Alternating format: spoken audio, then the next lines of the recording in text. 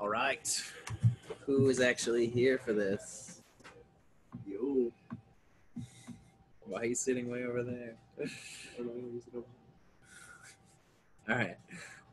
Cool. I don't think I saw anything in Slack when I asked for. So does anyone have any questions for this office hours today? All right. Good show of it. I guess Michael maybe might be the only one who has a question. Yeah, I guess. Everything else is here. Everybody else is like, hey, I'm so interested. You can't even see the projector, so what's going on, Michael? It's projector. Well, jeez. Sorry. Cramp in my leg. Okay, so people are thumbs downing this video right now.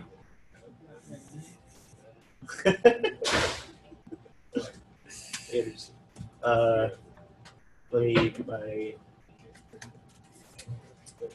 email really quick.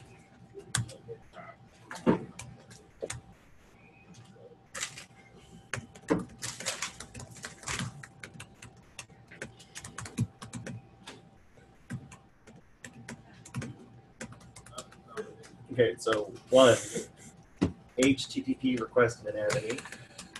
Ah, okay. HTTP, like the anatomy of an HTTP request? Yeah, how Express uses information under the hood for different kinds of requests. What do you mean by information? Git post. So, hold on. Knowing the different parts of an HTTP request will help you understand how Express uses that information under the hood for different kinds of requests, Git/post. Mm-hmm. Things like that. So what a Git request is actually doing, what a post request is actually doing with a set of information, things like that. Okay.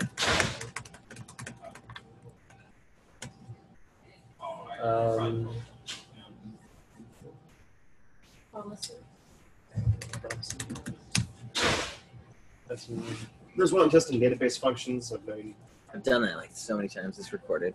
Yeah, I'll get that. One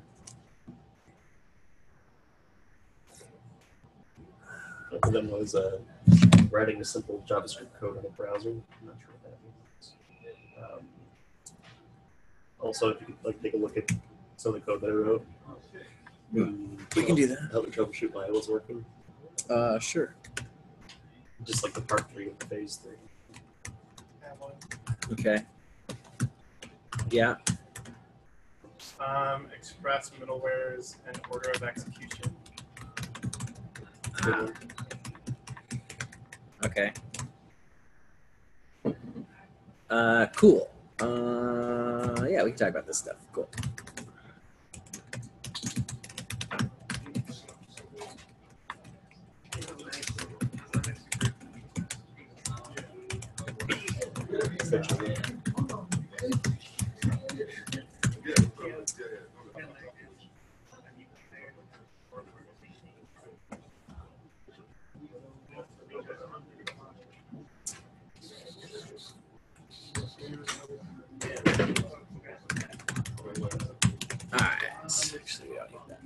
Okay, so I'm gonna make a little Express app.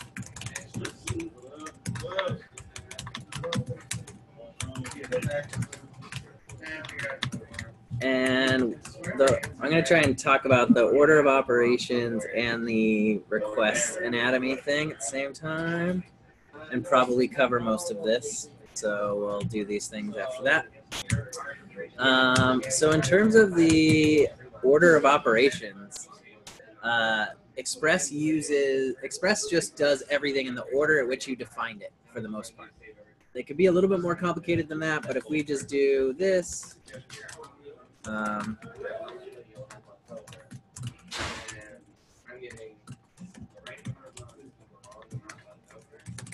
we can respond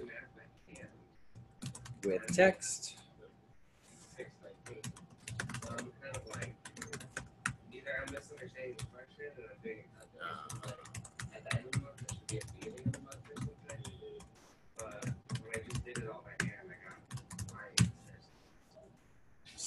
nodemon here so I don't have to reload the app every time I make changes.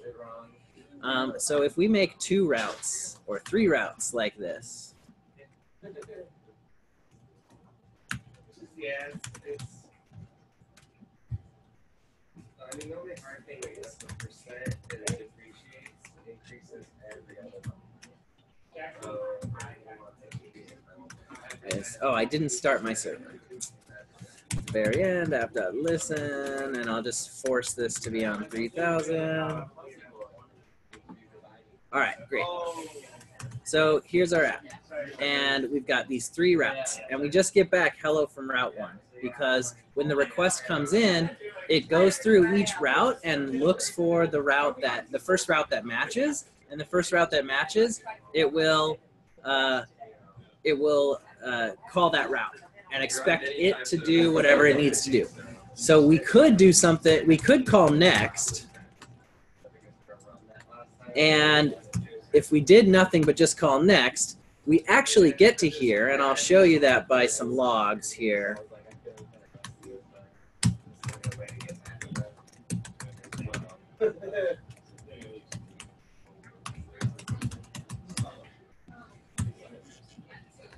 So route 1 called, route 2 called, and route 1 was called but decided to call next, which just fell down to the next route. If we didn't have this route here at all, we would have fallen down to route 3. Yes? At first you put next in the arguments, but then you actually call it inside of the route, and it still went on to the next one. No, I called next. Right, let's say I once did that, and I'm pretty sure it went on to the next thing anyway, and I was trying to figure out why. I don't know. What happens? Yeah, see, route 1 called and it just hangs. You must have misunderstood that situation, I would imagine, because that's definitely not my experience of it, and I would want to debug that situation. The question, if it wasn't picked up by the mic, was someone said that they saw the route go to the next route. They saw Express go to the next route without calling next, and I don't think that happens. I think you have to call next. Cool. So let's talk about how routes are different from middleware. They're still all applied in the same order, right? We've got route 1, 2, and 3. I'm falling to route 2. If I put some middleware here, which is just app.use, you can put a prefix there, but you can also just put just a callback, just a handler. So this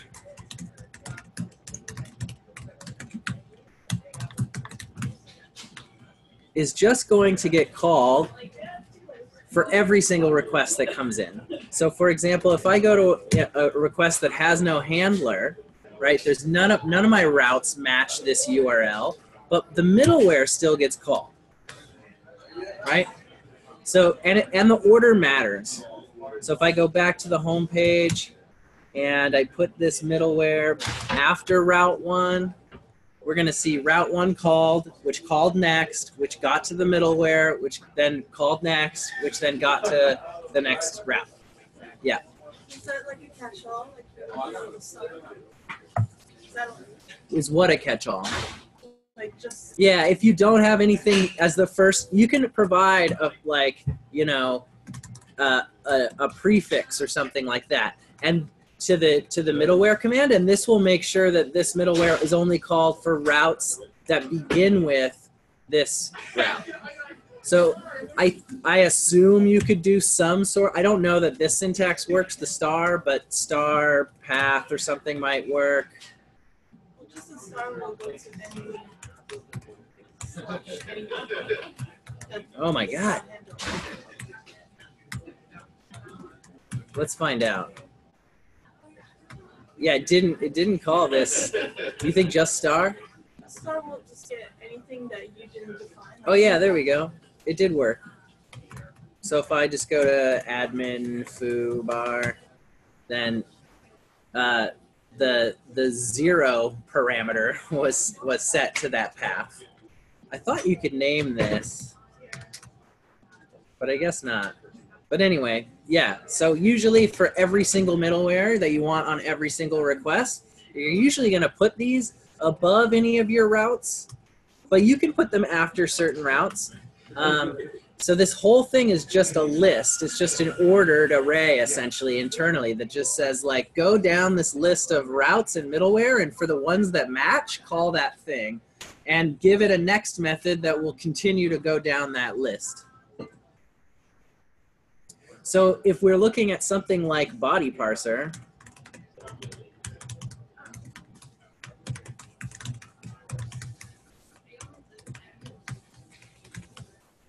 now I want to look this up.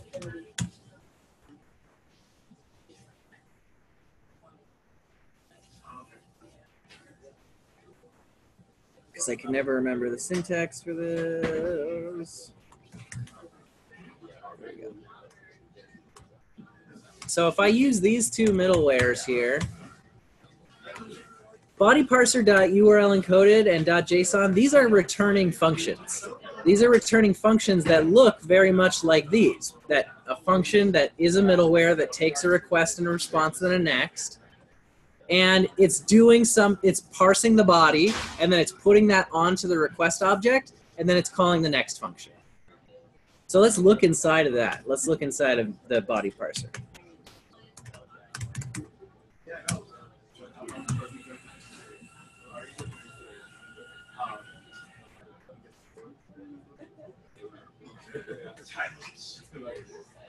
So here we go. So this is a complicated way to set a property, but basically the exports.json is going to call create body parser or create parser getter and pass it JSON. So where's that function?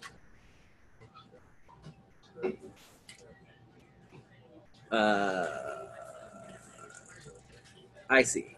Okay. So this is a little silly, but it's just returning a function that returns a function. So we're calling load parser with the name of the parser. So this is how the middleware is created. So if it's JSON, it just requires some of these files down here. So they just have these static files for the different body parsers. So if we look at the JSON parser,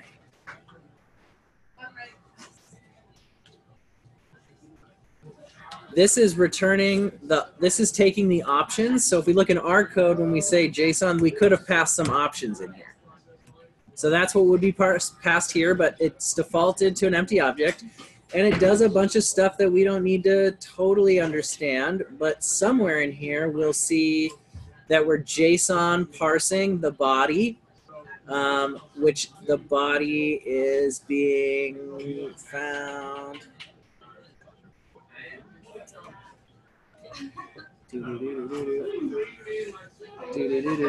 Here we go. Where's this defined?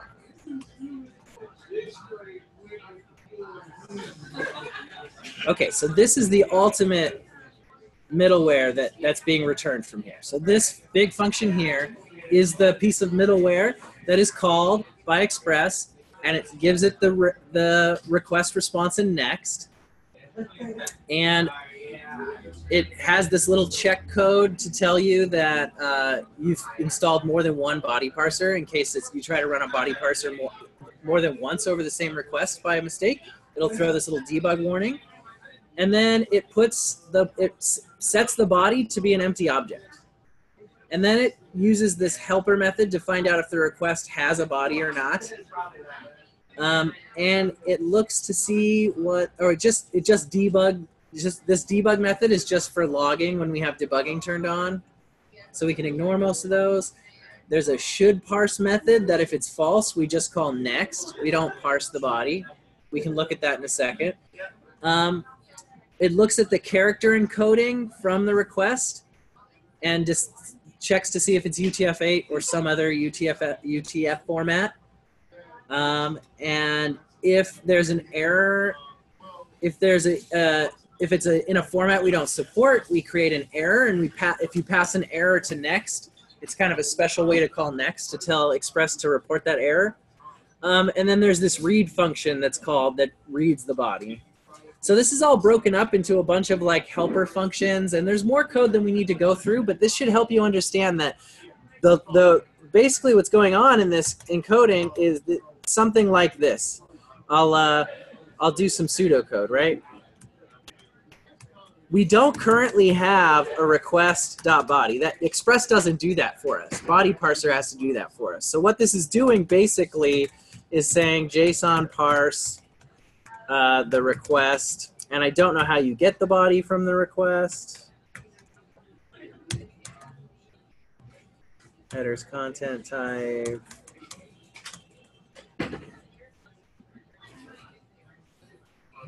Where is read? Read is this.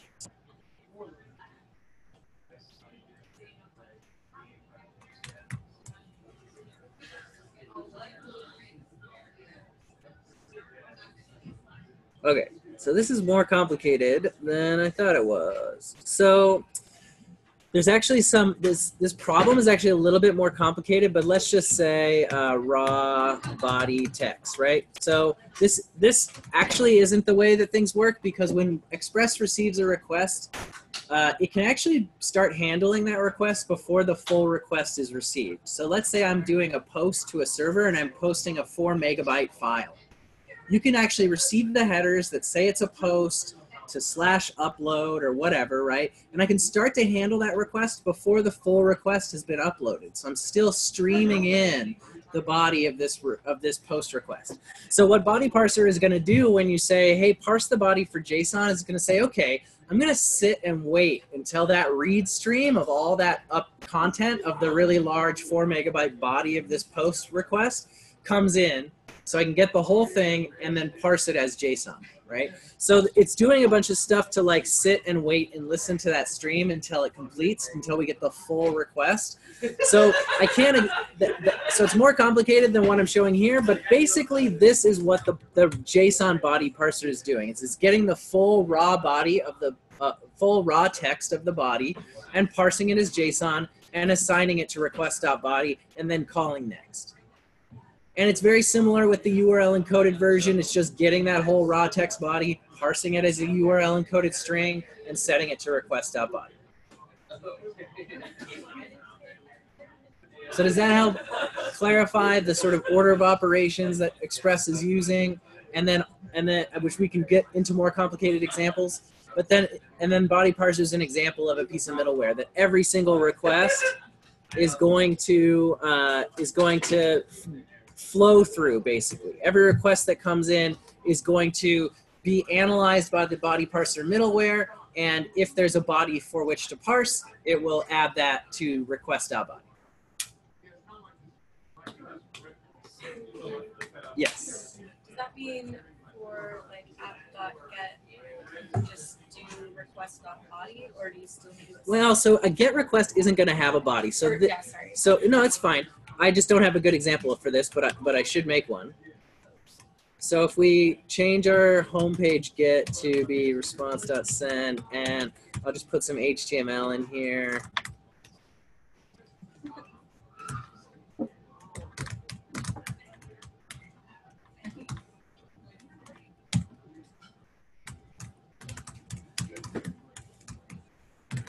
And we'll make this a method. And generally speaking, that whole like HTML stuff is going to be a separate file. It's going to be in a view or a template of some kind. Yeah, this is not a very, I mean, for little tiny apps with one route, this is fine. I mean, but no one wants to maintain code like this, so. Yeah. And then what is it? What is the form method? I'm blanking. It's method in action? Action, yeah.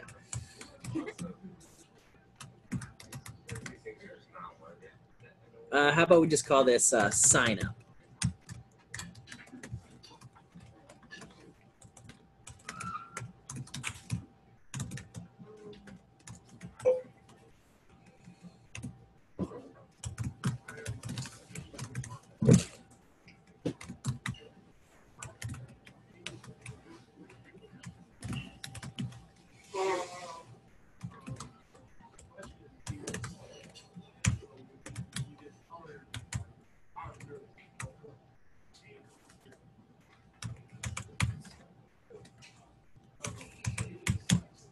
Okay, so I have email, password, and submit button. So I'm just going to put And cannot post to sign up because we don't have that route. So let's put that route app.post to /sign up.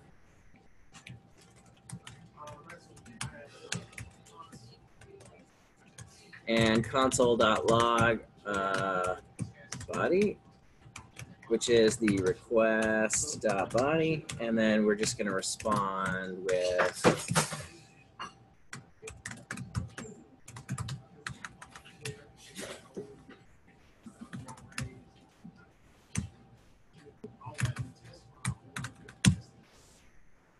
and in our logs here, we should see that I got, oh, I called them both email. This is password. So we'll reload this and resubmit the same data. And, oh, we don't want that. We want new data. So bob@bob.com and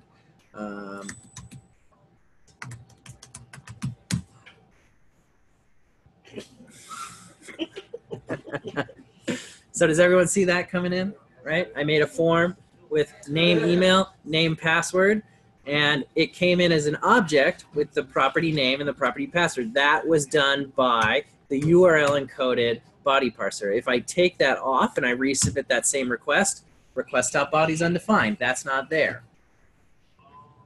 So this body parser here is providing that functionality to Express. Express is sort of the bare minimum, like it's like the chassis to the kit car of the web app you're trying to build, right? It's just going to do the bare minimum to handle some cases that every single web app wants to handle. And it really tries to be super lean, and some web apps don't ever post anything. They're just serving static files or just doing a little bit of dynamic content here. So to keep it lean, they moved all this stuff into plugins, basically. So if you want to deal with cookies, you need a plugin. Body parsing, you need a plugin. A whole bunch of stuff.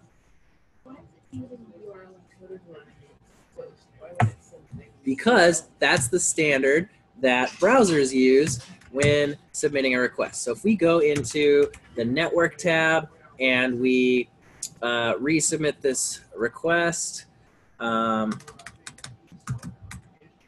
was reading that the URL encoded basically just waits for all the information to come through.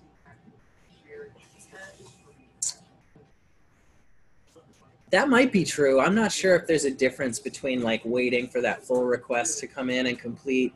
I think when you do parse the body, you must have the whole body there to parse it. We'd have to be using a different format that allowed partial parsing in order for that. But even then, you'd be getting a stream of objects instead of just a stream of text. So it'd still be an asynchronous streaming thing, which we don't usually do for most of our requests.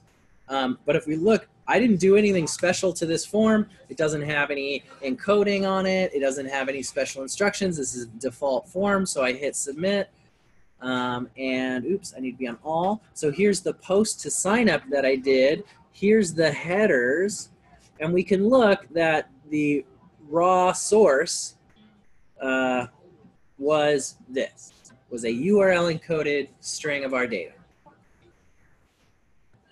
And so that's what needs to be parsed by body parser. Yeah.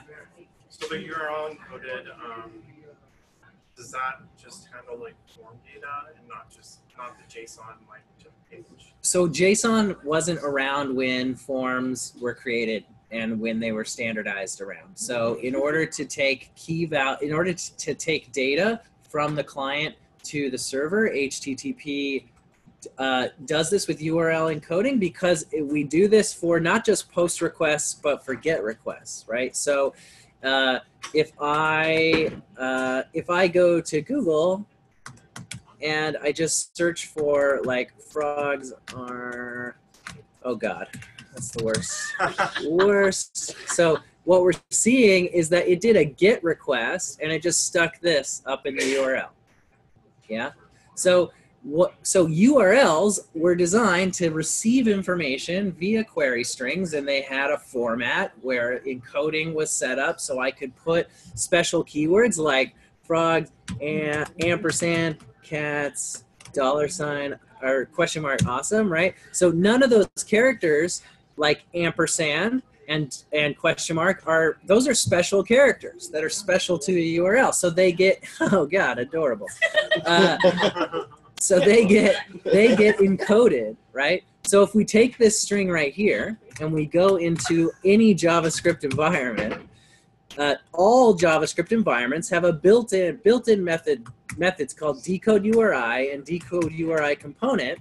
And if you give them these strings, they will decode these characters, these special characters. And encode URI component, if we give it something, things and stuff plus whatever, question mark, hello, and spaces, right? They're all getting encoded into these percent something symbols, okay? That's URL encoding.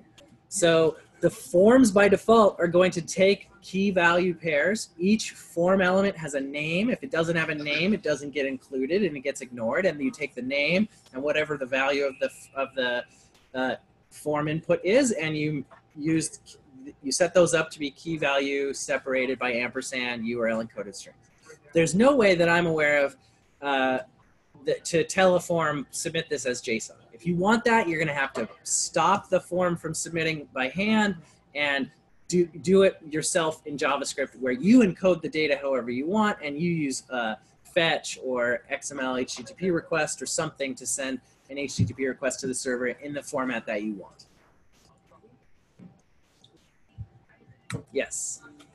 Now, when would you make it extended true versus when Got it. Yeah, so extended true allows you to get a little bit more than just key and value. Okay. So one of the things that's quirky about these the key values of a query string is that it's unlike unlike a hash or an object, you can have the same key more than once. You can say color equals red, ampersand color equals blue, ampersand color equals green. So let's see what we get when we do that. I'm gonna come in here and put 3 color fields in here. And I'll just give them actual values so I don't have to fill it in each time.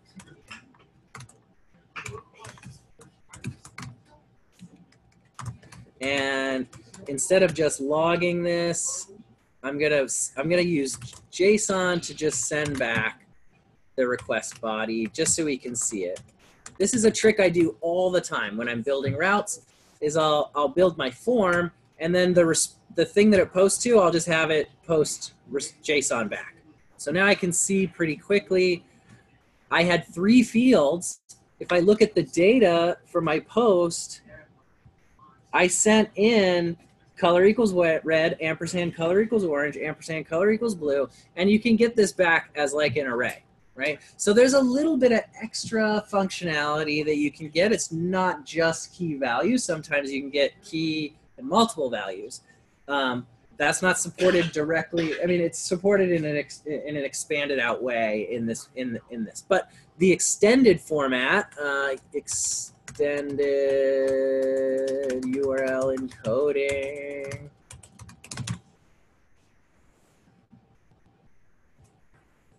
Do they have a good?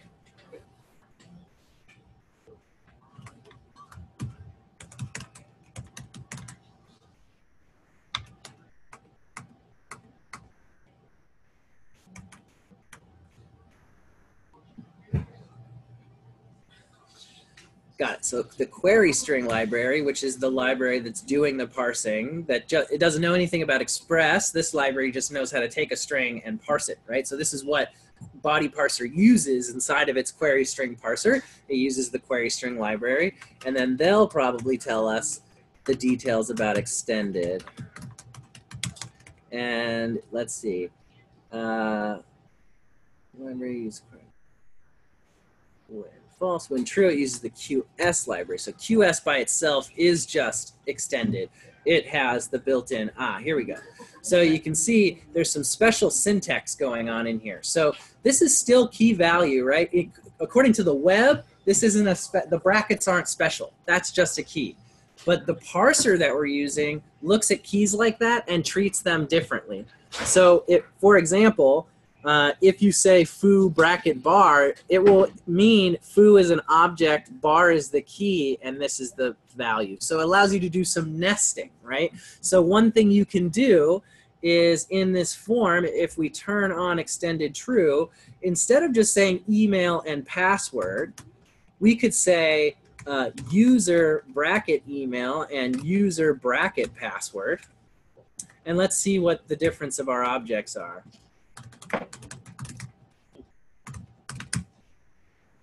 And we get email and password nested under user. So then inside of our code, right, what a lot of us have done is something like this, where we say get the email from the request.body email and also get the password, and then database.create user, sending it the email and the password, right? We would do something like that. But if we were able to nest email and password under user, then instead of just sending the whole body, right, we could just pick and choose the things that are nested under user, send that in here, and we could nest things under some other stuff. So it just gives you a lot more flexibility. So if for whatever reason you're unlucky enough to be in a situation where you're posting like 35,000 different things in a post body and you want those to be somewhat organized, you can use this extended format.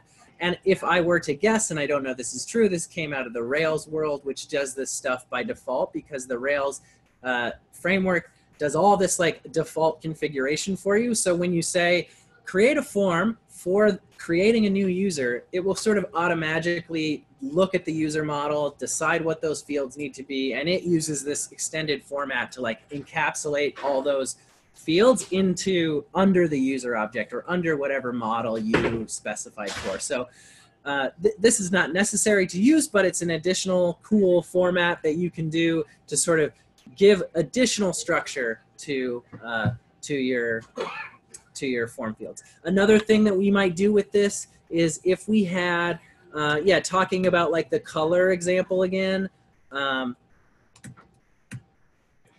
another way you can do this is I think you can do colors with just a bracket at the end. And it'll also use nesting to put that in there. So for example, if you had a form where it was like, it had dynamic fields. So it was like, give us your favorite colors. And it gave you 3 fields, but there was a plus, and you could add as many additional colors that you wanted. You wouldn't have to come up with like color 1, color 2, color 3. You could just name your colors like this, and then you could have as many of those fields as you want, and it'll just smash them all into an array.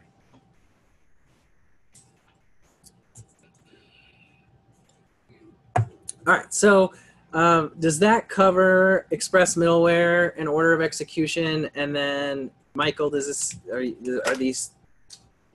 satisfied with at least how Express handles get and post? Yeah, that helps out a lot, actually. I didn't Cool. know that about the formatting. Cool. Really useful. HTTP request anatomy. Do you have a more specific question, or you just want like a high level on what the basic parts are? Like, let's do the whole traveling with the request as it's going along. So what happens with it? I guess high level, yeah. Okay. Like being able to talk about it. Sure. Okay, so let's use this. So if we just start with the home page.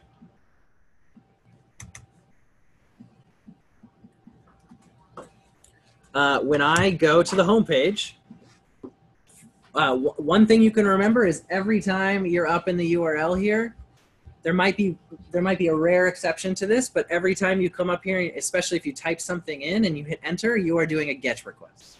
You can't go into the URL and do a post request. You can in the case like this where I do a post and then I reload the page, or sometimes, I think we saw it even earlier, it'll come down and be like, warning, you're about to repost. Are you sure you want to do that, right? So you can mostly be certain that if you type something into the URL and hit enter, you're doing a GET request. And that's great because the web was originally broken up into 2 kinds of requests, GET and POST, which is give me information and please take some information, right? And what's great about knowing the difference between those 2 things, that the reason that's built into HTTP, the protocol, is because when you're doing a GET, you can safely make all these assumptions about how to cache and think about GET requests. So a read request is always idempotent. It should always be, it should always have no, idempotent might not actually be the right word, because it's not that there's consistent change, it's that there really should be no change. If I do a GET request to any web server, I expect, and I think y'all do internally as well, nothing about the world to change. If I go to my bank's website and they're showing me the balance of my checking account and I reload that page, it shouldn't do anything with my money. It shouldn't make any change in the world, right? If I do a Google search, it shouldn't change anything about the world, right? But if I do a post, if I put in my username and my password, or I put in a banking routing number, or whatever, right? Any form that's taking information and I hit submit, that's most likely going to be a post request. Google, like a Google search is an exception to this. I'm typing in information and I'm hitting search, but that's actually just doing a GET request, right? It's just doing a GET request to do the search, right? But if we're doing a post or a patch or a delete or a what's the other one? A put, we should expect the world to probably change, right? And we should probably expect that if we did that action over and over, that we might be making changes over and over, right? So is that any questions about that dichotomy between a GET and a post? Cool. So What would a delete be? A delete is just a different method, just a different HTTP method. Okay, so it's But like a GET is the special one that should make no change to the world. It should be safe to make GETs as many times as you want. So I do a GET to this, and let me try to get the raw HTTP methods here.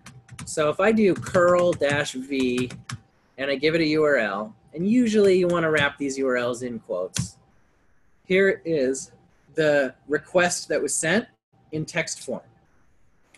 So under the hood, we literally made a TCP connection to localhost port 3000 to our Express app. And a TCP connection, a very simple way to think about it is just like you've got two fax machines. I'm able to fax you information and you're able to fax me back information.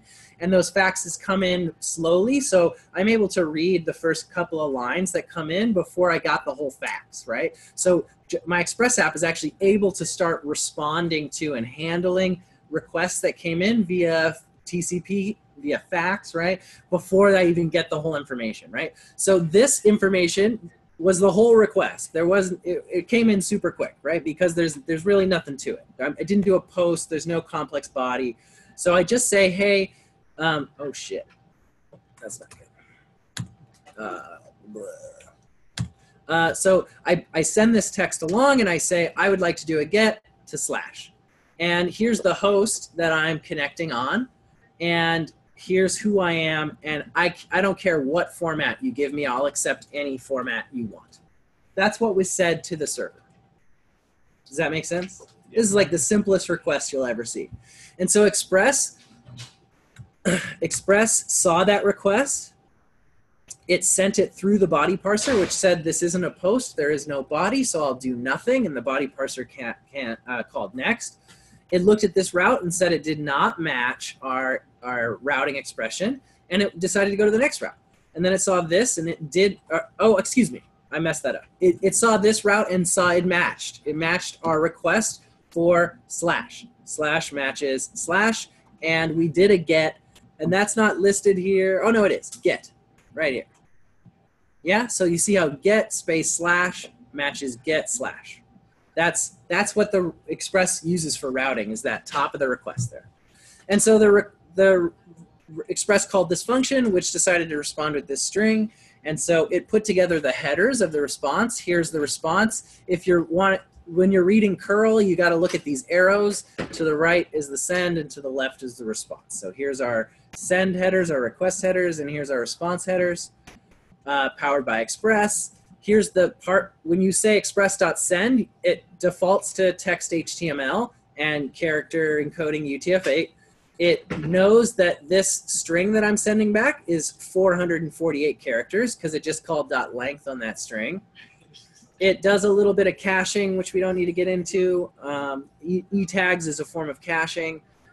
It put the date on the response and said, keep that TCP connection alive, which is essentially the same thing as saying, the fax machine phone call that's happening right now, don't hang up. I'm sending you back information, but we want to keep that phone call alive so we don't have to dial again, so we can stay fast, we can be faster. Yeah. The response header for the date, is that when some word gets skip back? Because like I always see the GMT time, and I'm just like, so is it when I send? I actually don't know. I assume it's sending it right as it responds.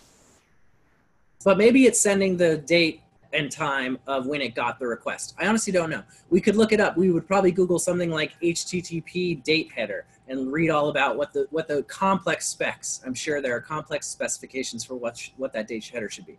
And then hopefully request is actually, or excuse me, Express is actually respecting that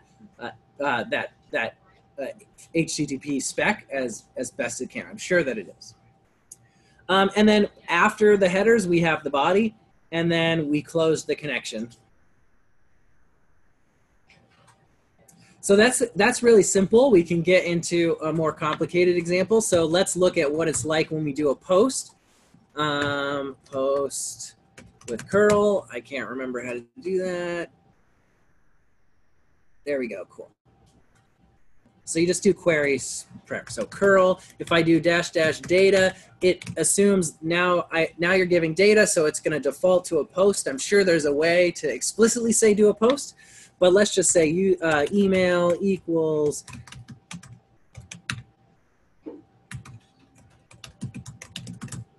ampersand password equals. And then we're going to go to that same location, or we're going to go to sign up. Oh, and we want a dash V in here to see the headers. Okay, so we did a post to /sign up. And we said we accept anything, and it's not printing out the post body. There might be a way to get it to do that, but this is the post body, essentially, that we sent. We can look at... I could actually come into my Express app and, oh, we are logging the post body. So if I curl from the bottom terminal, we'll see that this was the post body that I got. I'll send a different one. And you can see that this is the parsed version of the post body that was sent. So we did a post to /sign up, user agent curl, and then upload completely sent, 46 out of 46 bytes. So we uploaded, quote unquote, uploaded this string right here, this 46 byte string. And then we got back a response that was of content type JSON, UTF-8. And then we got back this as our body.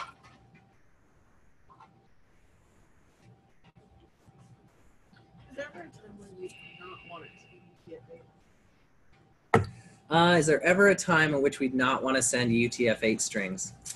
I don't know a ton about encoding. It's complicated, and I've never dug super into it. I assume that we really want to send UTF-8 because that's the format that supports like Unicode characters and like all these like complex, rich text things that we're used to. But I assume that there's cases at which, I mean, let's say we had two programs that were communicating via HTTP and they were just sending plain text to each other. Maybe it'd be a little bit faster if we sent a simpler encoding format than UTF-8. I don't know that there's a performance implication there, but for the most part, like everything I imagine a web developer will be doing, especially in their first couple years on the job, I don't imagine you're going to want anything other than UTF-8. But I'm not an expert on encodings. Sorry. Yeah. Cool. Sweet. Any other questions about the anatomy of HTTP? This stuff is super important. Understanding how HTTP works is the cornerstone of how the web works, right? You can't know too much about how HTTP works when you're a web developer. The next most important thing is probably going to be how the browser works in terms of being a web developer, in my opinion. So you can't know too much about these headers and what they mean. So if you want to watch I recommend watching a ton of videos or whatever format you prefer, reading a bunch of guides on how HTTP works, just so you can get a sense of like, what is this underlying technology? What is all this extra crap, right? Because we do a bunch of stuff where we're sending and receiving information from one function to another, or we could send information from one computer to another in a much simpler way than HTTP. And what we've chosen, this complicated format, and there's a bunch of really good reasons why it's been so successful. So I find it interesting to dig into like why was HTTP successful? What's the history behind it? Because when it came out, when web browsers came out, they weren't necessarily going to take off. There were other kinds of web browser-like things that were in competition at the time, and HTTP won for some reason. And the history is really interesting. Maybe I'll talk about it at some point. Cool. So this is all we have left then, yeah? Am I right? Promises and debugging Michael's code. I want to have a chance to do this, but what was can we get more specific on the promises? Well, I realized that I understand promises when I'm reading other people's code, but I barely ever write them myself. And I'm just like confused if I have to write, do I have to write things, like use a constructor function? If you have to write what? Use a constructor function. And like, Sure. Okay. Can I just, like, is it in Java's, like, Node, and I can just start writing, and, you know.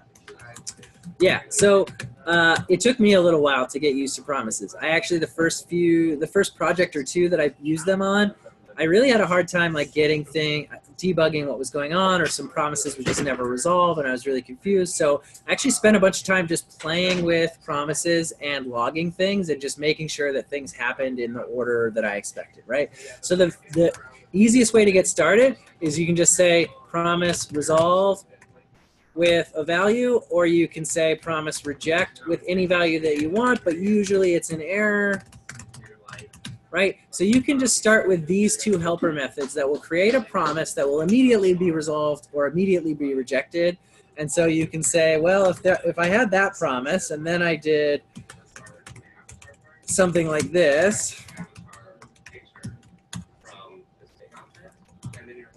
and then I returned, you know, x plus 10, and then you do another chain here, right? And we might do something like that. And then you do a catch, and you'd be like, okay, well, if I get an error, calf, that's not a thing. And then we'll console log the error. Oops. Right now that catch is above the constructor. Well, I'm only using this as an example right now. So then I didn't get an error at any point in this promise, but I got these things to happen when I wanted that to happen. So I come through and I would just start making these promise chains where I can play around with, like, okay, well, let's say I had a syntax error in here. So I would get x equals 42, but then I would never get the y, but I would get my log of error, and then I got a reference error. So I can kind of start doing things where, like, let's say I could rescue from this error, and I'll return 99, and then I'll put another thing after this where I've got z here. And so I can kind of start seeing, like, okay, I got x equals 42, but then I never got to y, but then I got this error, but then I essentially rescued from that error by returning a new value, and then I can continue down the chain. So, yeah. So I understand this. Great.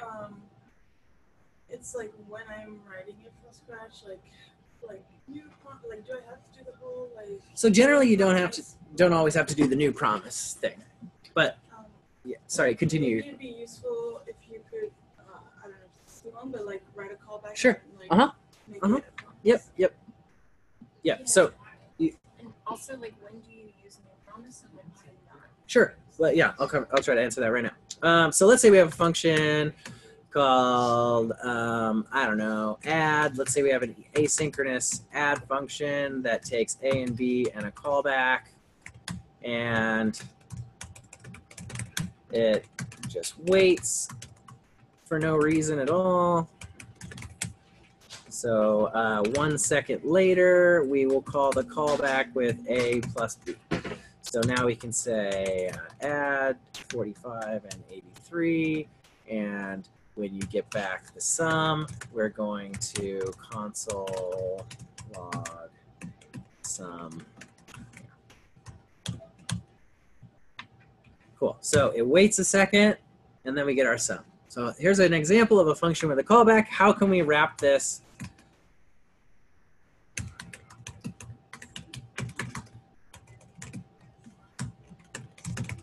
So we want to have a promiseified version of this, right? An analogy of this would be like fs.read file and write file. They take callbacks, but there is a library that wraps around all those functions and makes them promise API'd instead of callback API, right?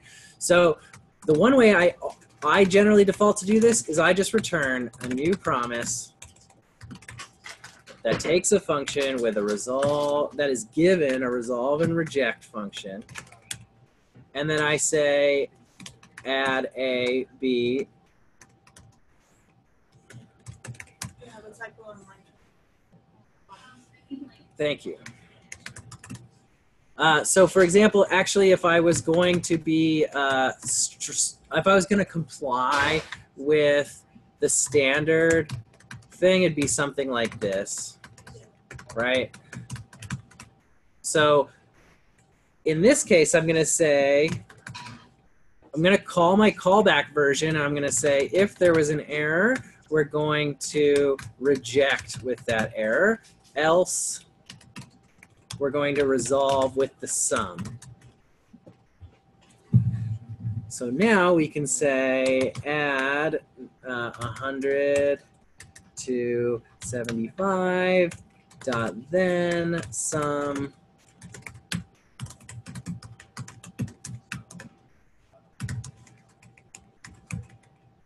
but then I want to make sure that I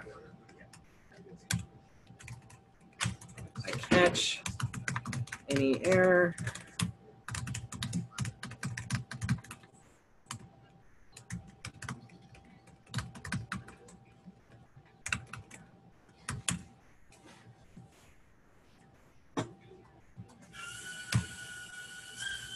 So that's one way. I believe that promise also has like a callback to promise.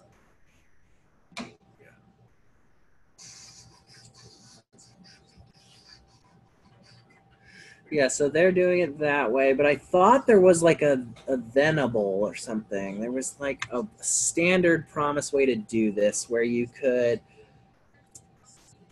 give it a function that took a callback and it would convert it for you.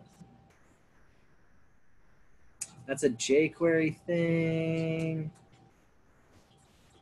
I actually never use it, but I swear I saw it at some point that there was like a promise dot something. Let's look on promise. Console.dir. Promise has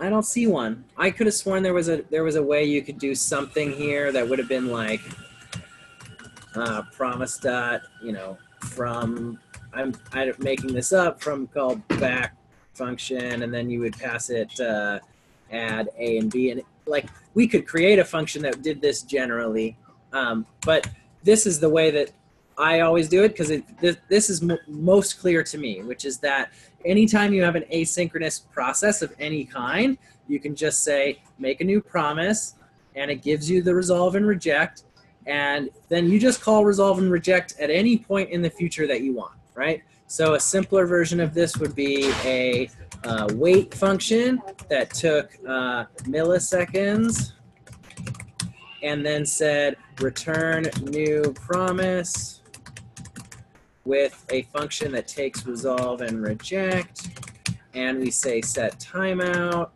and we give this a function. We actually can just pass this resolve, right? And so now we just return a promise that in that many milliseconds, the resolve function will be called, and then the promise will resolve.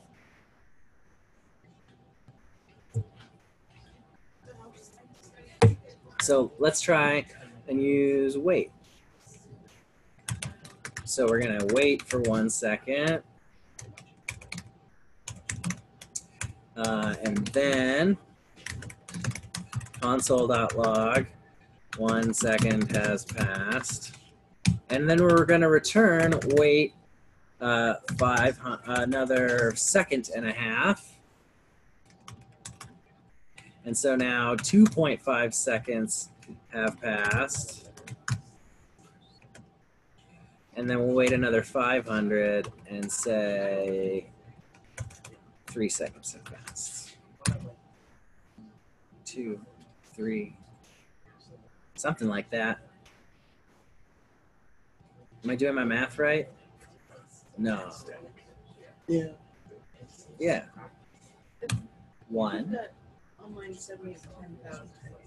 Oh, thank you. That's 1, 2, 3, something like that. Yeah. Cool. So if you wanted to put a reject in there, you put it. What do you mean by put a reject? Well, I mean, not that like you're gonna get an error of a set. I could, right? I could accidentally get an error, right? Okay. And now this is the node thing where node is saying an unhandled promise rejection was detected, which means I had a promise chain that resulted in a rejection and I did not catch that. And so in future versions of node, this will close the program, right? So you should never let a promise chain just error in an unhandled way. There's really no case in which you want to do that. And furthermore, if you did want to do that, you would just come over here and do nothing in your catch, right? So, but we will take our error and we'll log the error. So now if I did 1 second, syntax error, reference error, wit is not defined, and that got logged. So it's not, you don't really ever, you very rarely ever make a rejection happen. Usually I only will make a rejection happen in this kind of case where like I got an error in a callback and so I'm going to explicitly reject. But you, Why is it? this is sort of the top of the promise chain, I think. Not I think. This is the top of the promise chain. And so I'm given specifically a time to reject. I can't just raise an error here because that error isn't going to get caught because this callback function was called later in another thread by somebody else. So the thread that called add promisified, this main thread, can't catch that. The error was thrown later. So we can't use try and catch, and we can't catch the error, so we have to use reject here. But this is catchable. We are doing synchronous code here. The then function, or whatever internally is calling this callback function, can catch that synchronously. So we can just throw an error. So on lines 34 downwards, where you have the that add promisified, would there be any difference in the if statement? Like instead of returning a new promise, could you just say, you know, if error return? Well, I don't have dot reject and then. No, because I don't have the error. Because the error comes later. This function here isn't called soon enough. It's called after I return from add promisified. So I guess then how would you write that same promise using return promise.resolved? You can't. Promise.resolve and promise.reject are prepackaged to already be resolved and already be rejected. In this case, we can't create a promise that's already resolved or rejected because add is an asynchronous function in our example here. And so therefore we must wait until it can do its work. So we don't know. We'd have to predict the future essentially, and we can't do that, right? Does that make sense? Kind of, yeah. Do you want to see the order of operations here? Because that should clarify it. Yeah, that'd be great. So I'm just going to add logs to everything. Let's make sure this still works. Great. So top of the file, bottom of the file, right before calling add promisified, right after calling promisified. So we can tell when this happens. Let's say start of promisified. I can't put one after the return, obviously, so you won't get another one of those. We'll do inside add promisified's promise callback, yeah. And then we'll say inside add callback. Yeah? So we've got top. Let's look at all these console logs that we have. That's more than we want, but there we go. Okay, so here are the console logs that we expect to see. They are not going to come in this order, right? So let's see what order they come in. So top of the program goes first. Not surprising. Nothing to log until we get to here, right before calling add promisified. Then we're up here, start of add promisified. Then immediately inside add promisified. So even though we're passing a callback to promise here, don't be confused and think that that is being called later. It's just an interesting API. It's just the way the promise API works, and it's actually pretty good way to do it. But this is being called right away. We're giving, just like an each function, a function you pass to each or map, they're being called right away. So we get this one right away, and then we get right before calling add promisifier, excuse me, right after. So this happened, right? We didn't do this callback, right? We go from here down to here. Does that make sense? That's the key part of the fact that we don't get error until after we hit the bottom of the file. Then inside the add callback happens because that's in a future thread, right? That's because of our set timeout that we're using inside of add.